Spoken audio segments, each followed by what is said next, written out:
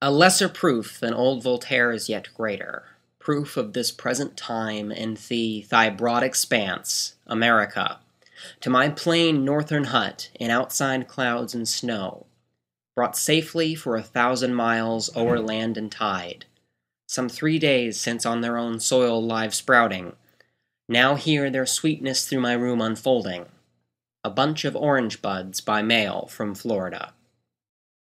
Walt Whitman wrote that in 1888, a time when communication and worldwide connections were rapidly growing. Receiving a package from Florida in the Northeast was a wonder then.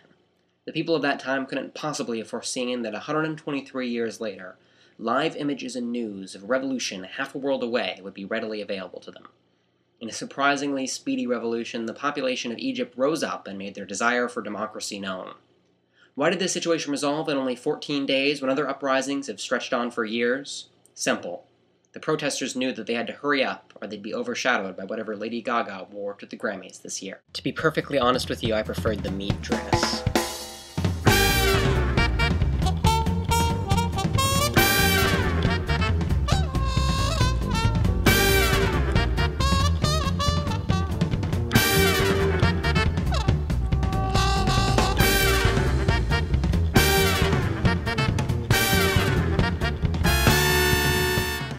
Governor Rick Scott of Florida has made his true form apparent. The spectral Skeletor of slashed budgets, the Voldemort of vicious cuts. State parks, schools, retired policemen, orphanages, puppies. None shall be spared from Governor Clean's great budgetary cleansing.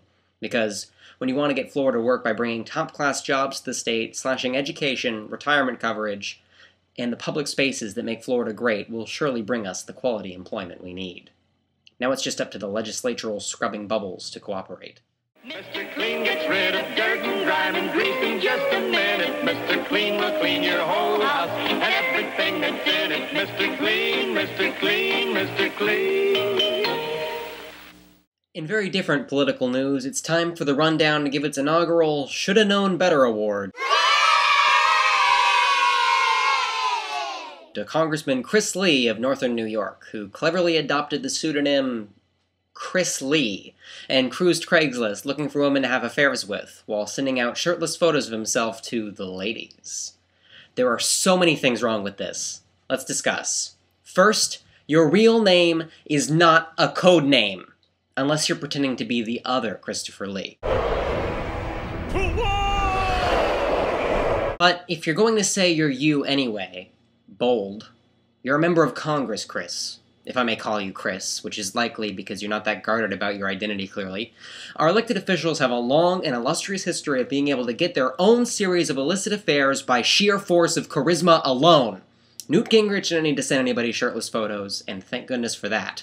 Grover Cleveland didn't need Craigslist. If you can't commit adultery just by showing your certificate of election to a member of the attractive sex, you are not up to America's scandal standard. And that's why you were right to resign right away. You should be ashamed of yourself for having to go to such lengths to do what your colleagues can achieve effortlessly. The people of New York deserve a better class of adulterer. Pick up your game before you run again, Chris. Until then, you can be exactly what you told the women on Craigslist you were. A divorced lobbyist.